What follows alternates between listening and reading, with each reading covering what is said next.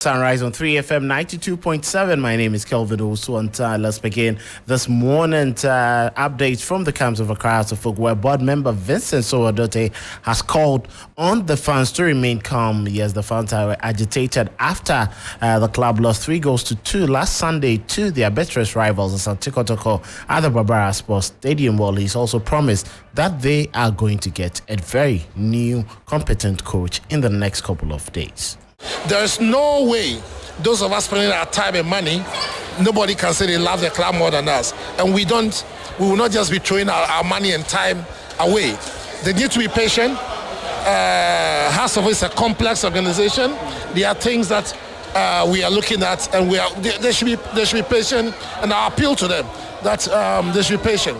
Well, first of all, I will not really zoom down on any individual coach, but all those every coach who's work with us, we know what they can do. We know exactly things that you don't know, and so we are reviewing the situation with the information that we have and everything that we have, and then at the right decision at the right time, we'll take the right decision. At the right time, they are going to make the right decision, according to Vincent Odote. So Odote, I should say. Now, Asante Kotoko SC striker Stephen Desamukwala says he's ready to play in any position he is deployed by his coach for the Porcupines. Well, the Ugandan international is only interested in scoring goals from his role that he is put in. The problem, I don't listen to media, but like I said earlier, it was a slow start because of the injury, but now we have recovered. So I believe we shall chase the ultimate goal. Only putting on Kotoko jersey is a privilege, and scoring for Kotoko is a milestone for me as a player. So when I missed that chance, I was like, wow, I need to push more and make sure that I can score today. So I thank God for the brace and for the hard work as a whole with the team. Yeah. Oh, that's more tactical for I have to ask the coach. As a player, those changes from wings to attack, your strength and weakness, how do you see it? Basically, I'm a forward. So if you put me in the wings, I can play. If you put me up front as a striker, number 9, I can still play. Well, that is from the Ugandan Storm, who had a brace against Hartlepool on Sunday. Now, away from that, Accra Lions head coach, technical director, I should say, Ibrahim Tanko, has not been happy with the side's poor concentration in games. He hopes to rectify all those wrongs. I think we were very passive from the beginning. Like I said, we lose all the first and second ball, and then if you concede a goal from set pieces, I think 3 of them, it's lack of concentration. But I think, when we lose, we have to see the next game. A lot. So, this is not our first defeat, and we go through a lot, and we came back strongly, and definitely we are going to watch the game and then look at what we did wrong and what we did right. It's normally you lose away, definitely you're under pressure to win the game, prepare very well so that will make it happen. So that is from Ibrahim Tanko. He's the technical director of Accra Lions Football Club. Away from that to the UEFA Champions League, and Manchester United have been booted out of the competition and won't play even in the Europa League after a 1-0 defeat to FC Bayern Munich at Old Trafford. Erik ten Hag makes it clear what his objective is for the rest of the season. Yeah, but it's not about that. We didn't lose today in the Champions League. We lost it before. We have to acknowledge that, but also we have to take that we played some very good football moments of the game. We scored many goals in the Champions League, and with Rasmus Højlund we have a top scorer. So we have to take that into the Premier League and then make sure we're finishing under the first 4, because then we are again qualified for the Champions League, and that will be our target for the rest of the season. So the rest of the season is going to be very, very much difficult for Manchester United. Let's see what will pan out from Ed. But Erik ten Hag, Thomas Tuchel, says he has sympathy for Erik ten Hag. Manchester United have conceded 15 goals in the UEFA Champions League this season, the most ever by a Premier League side in a single group stage competition. Well, Tuchel says this is very difficult time and he hopes his man comes out of it. Of course, I have sympathy. I just told you, I think that he has a lot of key players injured for a decisive match now, that that you can see, and then they lack this kind of personality and also the quality and maybe the wits to change games from the bench. So I think you could see that, and it's not an easy time, but I'm pretty sure that what to do next. He knows how to influence his team, and he does not need my advice. He does not need my clapping on the shoulders. He's experienced enough to go through it. I had not such a nice moment last Saturday. Sometimes you feel very lonely as a coach, I can tell you. But in general, I have sympathy for all of my colleagues because I know what it takes to keep a thing going. So that is from Thomas Tuchel sympathizing with Erik ten Hag. Now, away from that, Kingsley Coman says that the mentality of the Bavarians remains early despite their 5-1 drubbing last weekend and the victory last night against Manchester United. Yeah, it was really important for us to get a win today, to go back after this loss on the weekend. It was really important to show that we are still focused, that we still have confidence, that we are still a strong team. I think right now we are in a good form, not in our best form, but we have a lot of games. Last season, first part of the season, I think we are on the best form, and then second part of the season less. So now we are really improving, doing good, but we know that we need to keep on this level and then be amazing on the second part of the season, because this is when it's the most important. Well, the second part of the season is much more important according to Kingsley Coman. He was the man of the match last night. Now, other results from the Champions League: PSV Eindhoven from the Netherlands settled for a 1-0 draw against Arsenal from England. RC Lyon from France against Sevilla from Spain, and they defeated Sevilla by 2-1. So Abdul Salih Samed and his Lyon team making progression, at least for the Europa League. Manchester United, just like I said, lost by 1-0 to FC Bayern Munich. Galatasaray lost 1-0 to FC Copenhagen, sending Copenhagen along with that is a Bayern Munich for the first time since 2010 they make it out of the group stage. Inter Milan 0, Real Sociedad 0, Benfica 3, Salzburg 1, Napoli 2, Sporting Braga 0, and Real Madrid traveled to defeat Union Berlin by 3-2. Arsenal fans expected young talents in Ethan Nwaneri, Lino Sousa, and Ruel Walters to play as the Gunners had already qualified. Mikel Arteta reveals why he decided not to feature any of the youngsters against PSV. I don't think it was the right context. Making 8 changes already to throw them in there against a team that hasn't lost yet almost in 2 years.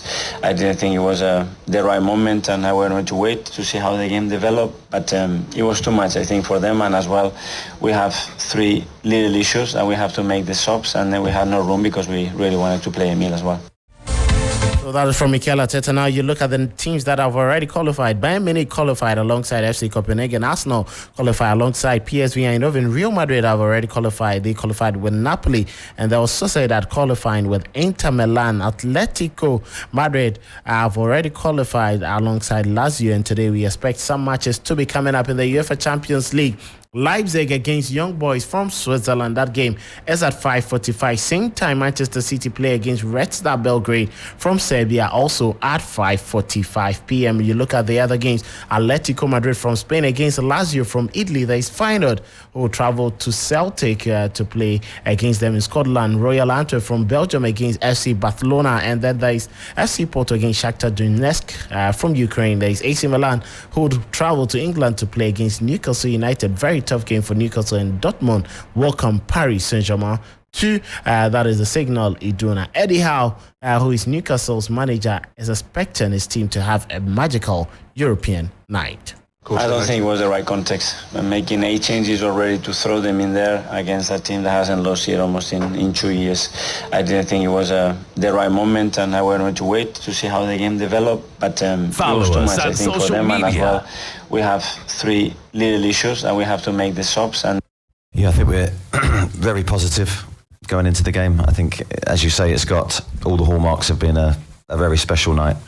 I think all we can do, quite predictably, is try and win the game and try and give our best performance, and that we'll give everything to try and do that. But they have been for us this season for sure, and we're going to need every voice. Every person can make a difference tomorrow. I think it's one of those nights for us. We need to create the atmosphere that has been befitting, really, of our home form.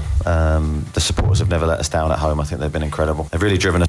Hopefully things pan out the way he wants, but Pep Guardiola has revealed that in as much as they've already qualified, he still wants his team to win their 6 group matches.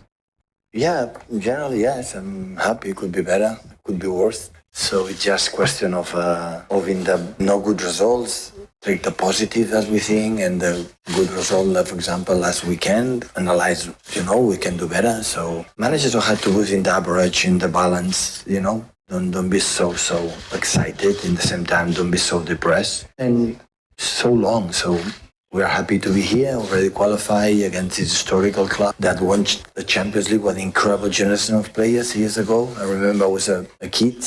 And I said, wow, how good they are with Posinevsky, Mihailovic and Pandev, and incredible. So that is from Pep Guardiola, but he's, however, issued some positive news regarding Erling Haaland and the impact Kevin De Bruyne's return could have on his team.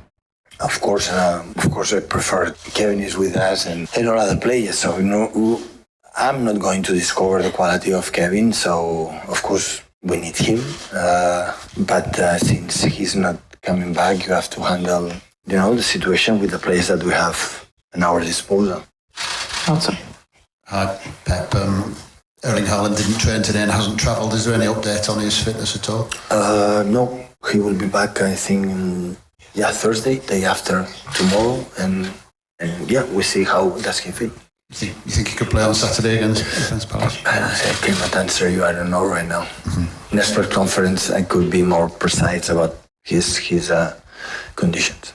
So Haaland is not playing this evening. They don't really need him that much. Now to the Club World Cup, and Karim Benzema's Al Ittihad secured progress for the first time in the first round of the Club World Cup with a convincing 3-0 win against Auckland City on Tuesday, backed by a full house at home in Jeddah. Saudi Pro League champions Ittihad made short work of New Zealand's Auckland City, winners of the OFC Champions League. Brazilian Romarinho, N'Golo Kante, and then Karim Benzema scored in the first half to book their team's place in the second round, where they are to face Al Ahly of Egypt on Friday.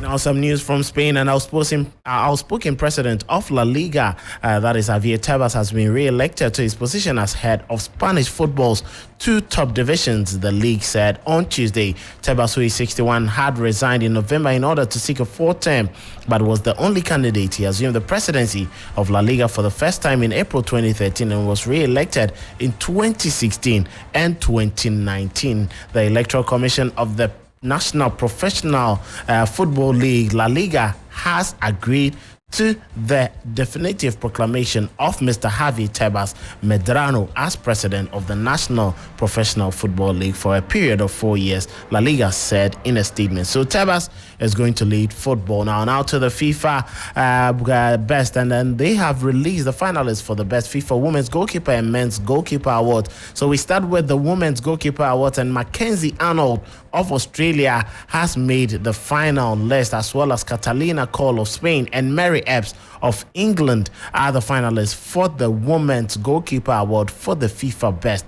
Well, so that is the first awards going to be given. But to the men's, and we have Yassine Bonu of Morocco, there is Thibaut Courtois of Belgium, and then Edison of Brazil are the finalists for the men's award for the FIFA Best. So the best awards will be coming up on the 15th of January 2024 in London. So very interesting news coming out there. And finishing off with some story from Italy, and former Italian captain Giorgio Chiellini has announced his retirement from football at the age of 39. The defender captained Italy to win the Euro 2020 and helped Juventus to win a host of domestic silverware. But the length of time that a Premier League club can spread the cost of a transfer fee will be limited to a maximum of 5 years. Well, this was after the Premier League clubs voted in favor of a new rule. So this is some more explanation from Richard Dorset. They say Manchester City sign a player for £100 million on a 10-year contract. Under the old rules, they'd be able to say, look, this is only going to cost us £10 million per year. Yep. And so they spread the cost of the transfer fee over the duration of the contract. And that is a massive help when it comes to meeting the providence and sustainability rules that the Premier League sets. From now on, you're only going to be able to spread that cost over a maximum of 5 years. So in the hypothetical example I've just given you, it would cost you £20 million a year for 5 years if you sign a player for on a £100 million fee. So look at Mykhailo Mudryk, for example, who's signed the longest contract in Premier League history when he joined from Shakhtar Donetsk, £88.5 million to Chelsea. Under that rule, because it was an 8-year contract, that £88.5 million fee was going to only cost him about £10 million a year. Chelsea have used it very, very carefully and very cleverly. And crucially, this is not going to be backdated. That's what the clubs have voted for today. So it will only be a new rule from here going forward. So those existing contracts that Chelsea have signed with their players are not affected. So that is it there, the latest news from England, and that will be how we sum up today's edition of Sunrise on 3FM 92.7. Happy birthday to Benes Efie Chaupoku. Today is your birthday, and to that is Bright Kankambweru Chamo. Yes, God bless you for the new achievement you are chucking each and every day. To Oheneba Free Dakwa, yes, this is also one for you. You guys have been exceptional. Really appreciate you. My name is Kelvin Owusu-Ansah. Sunrise continues with Johnny Hughes and the rest of the team, but as always, DJ Abiam will be present to serve you with some fine tunes before. Have a brilliant Wednesday.